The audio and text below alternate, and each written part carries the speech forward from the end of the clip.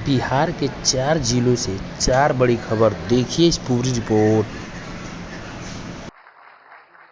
Embodying मुझे तीसरे कार्यकाल की शपथ ग्रहण करने के बाद पहले 10 दिनों में ही नालंदा आने का अवसर मिला है।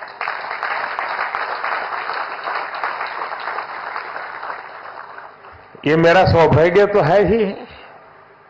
मैं इसे भारत की विकास यात्रा के एक शुभ संकेत के रूप में देखता हूं।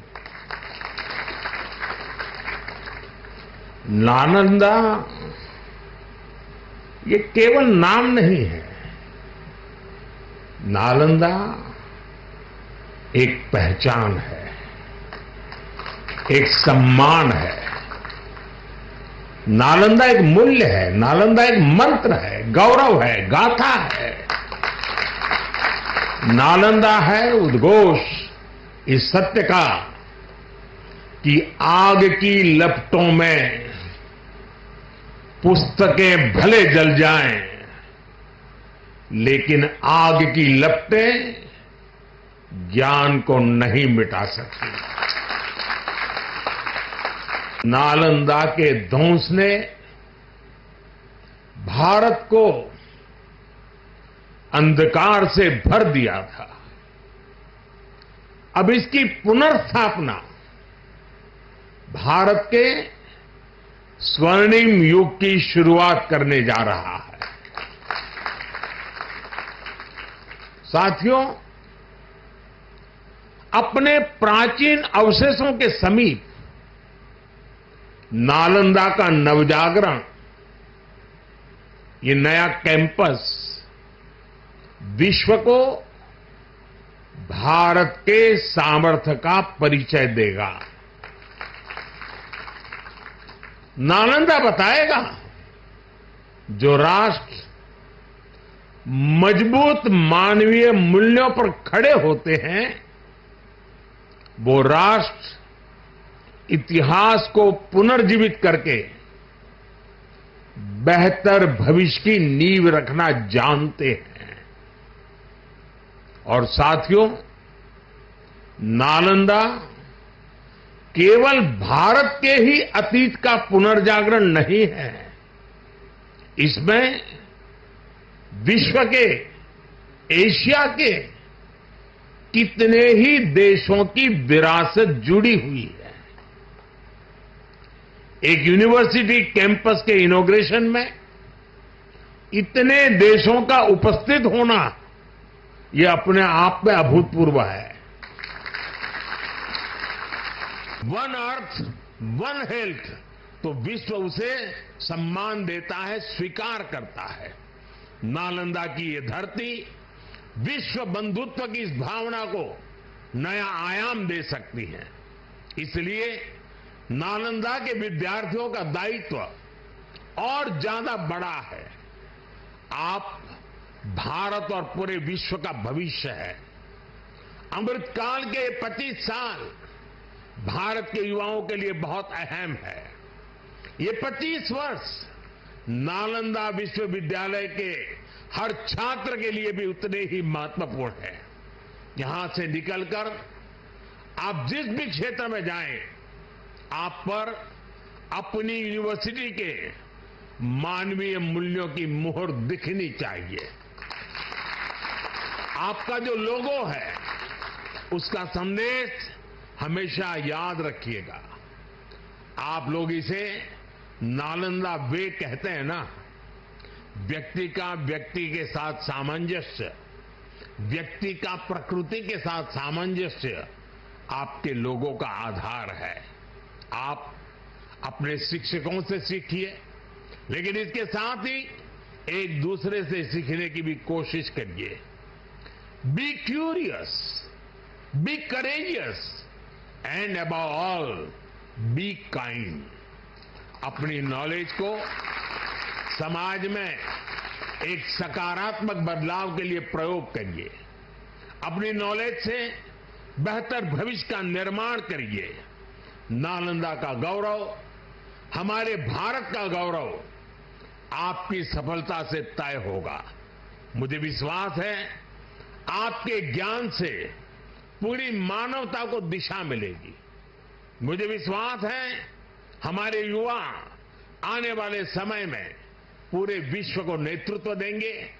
मुझे विश्वास है नालंदा ग्लोबल कॉज का एक महत्वपूर्ण सेंटर बनेगा। इसी कामना के साथ आप सभी का मैं हृदय से बहुत बहुत धन्यवाद करता हूं और नीतीश जी ने सरकार की तरफ से पूरी मदद का जो आह्वान किया है उसका मैं स्वागत करता हूं। भारत सरकार भी इस विचार यात्रा को जितनी ऊर्जा दे सकता है उसमें कभी भी पीछे नहीं रहेगा। इसी एक भावना के साथ आप सबको बहुत बहुत शुभकामनाएं। शरीफ व्यक्ति नहीं तो रुपौली में तो सब तरह के आदमी देखावे मिले छे ना। रुपौली में एक से एक नेता दिखाई पड़े छे, लेकिन बिहार सरकार ने फैसला लिया है कि प्रत्येक जिला में एसआईटी का गठन होगा। अलग से पुलिस बल का गठन प्रत्येक जिला में हो रहा है और अवैध रूप से सीधे गोली मारे के आदेश सरकार दे रही है। कोई अपराधी अब नहीं बचेगा कहीं पर। लेकिन बिहार सरकार ने फैसला लिया है कि प्रत्येक जिला में एसआईटी का गठन होगा। अलग से पुलिस बल का गठन प्रत्येक जिला में हो रहा है और अवैध रूप से जो राइफल गोली लेकर चले छे बदमाश सब अपराधी सब सीधे गोली मारे के आदेश सरकार दे रही है। कोई अपराधी अब नहीं बचेगा कहीं पर। जो गोली बंदूक लेके चलता है उस अपराधी को तमाम कर दिया जाएगा, समाप्त कर दिया जाएगा। ये फैसला अभी बिहार सरकार ने कैबिनेट में लिया है। इसलिए कोई देह हाथ चमकावे वाला का रुपौली अब नहीं घुसा देके छे। अवैध बंदूक गोली लेकर चले वाला के नहीं घुसा छे रुपौली। रुपौली में अगर राज होगा तो गरीब का राज होगा, गरीब का राज। बिहार सरकार हर वक्त पिछड़ा, अति पिछड़ा, दलित, महादलित सबके लिए चिंता करता है। और आपकी चिंता अगर कोई कर सकता है आरक्षण से लेके विकास तक, तो वो नीतीश कुमार जी ही कर सकते हैं, वो माननीय नरेंद्र मोदी जी ही कर सकते हैं। इसीलिए आप लोग किसी के चक्कर में मत पड़िए। कोई आगे किसी के चक्कर में नहीं पड़ना है। रुपौली में एक ही नाम होगा, वो नीतीश कुमार जी का नाम होगा, मोदी जी का नाम होगा। और उन्होंने कहा है देवेश चंद्र ठाकुर अपने दिल की भावना को कहा है, उनकी पीड़ा कह रहा, क्योंकि वो अपने घर में इतने सालों से वो एमएलसी थे। चांद भी था, क्रॉस भी था, ओम भी था, वो सबके लिए करते थे। उनका दिल टूट गया। ये मैं भी देखता हूँ कि मुझे भी मुसलमान नहीं वोट देता, तो आखिर क्यों? जब राज्य सरकार, केंद्र सरकार की सारी योजनाएं समाज के हर वर्ग कोई ज़्यादा कोई कम वोट देगा, लेकिन अगर मुसलमानों ने ये तय कर लिया कि हम नहीं वोट देंगे, तो ये एक सोची समझी रणनीति है जो सनातन को कमजोर करने का, भारत में गजवाए हिंद लाने का एक प्रयास है देवेश चंद्र ठाकुर। नालंदा विश्वविद्यालय के उद्घाटन के लिए आज नरेंद्र मोदी बिहार आए हैं।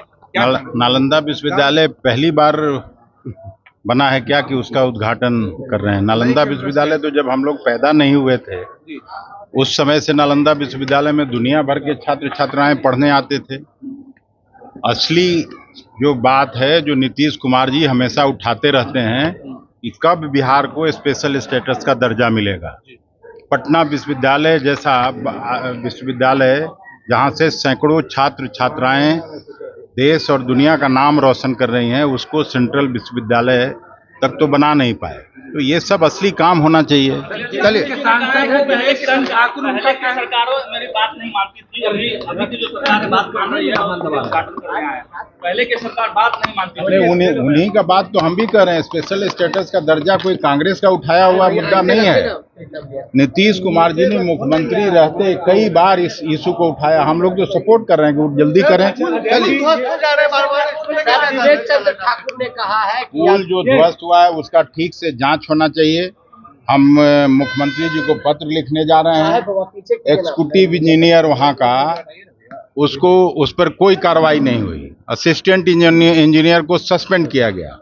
तो तत्काल एग्जीक्यूटिव इंजीनियर को भी बर्खास्त करना चाहिए। बिहार सरकार के मंत्री दिलीप जायसवाल ने आज बयान दिया है। उन्होंने कहा कि अवैध हथियार रखने वाले को गोली मार दी जाएगी।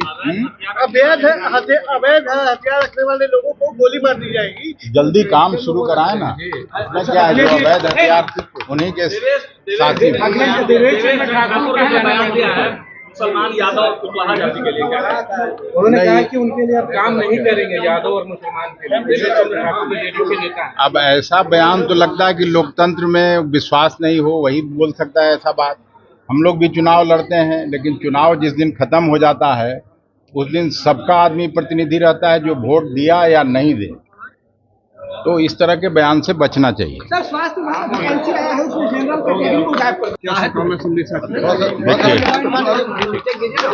पीछे रखो, नीचे रखिए ना भाई, नीचे रखिए। ईश्वर से प्रार्थना करते हैं हम लोग कि राहुल जी स्वस्थ रहें और इस देश में जो राजनीतिक मुकाम है, इस बार भी उन्होंने अपने को प्रूव किया है। लेकिन जहां तक इस देश को ले जाने का सपना हो सकता है, वहां तक राहुल जी का व्यक्तित्व और कृतित्व इस देश को वहां ले जाए, यही हम ईश्वर से प्रार्थना करते हैं। और उनको शुभकामनाएं और बधाइयां देना चाहता हूं बिहार कांग्रेस की तरफ से कि वो कांग्रेस की खोई हुई गरिमा प्रतिष्ठा को पुनः बहाल करेंगे, ऐसा हम सभी का विश्वास है। 22 तो होगी वो देश के प्रधानमंत्री तो होगी, ऐसे सपना तो प्रधानमंत्री बनने से कौन रोक सकता है राहुल जी को? देश ने स्वीकार किया है। और इस लोकसभा का चुनाव जोड़ तोड़ से भले ही मोदी जी प्रधानमंत्री बन गए हों, लेकिन इस लोकसभा चुनाव के असली हीरो और नायक राहुल गांधी।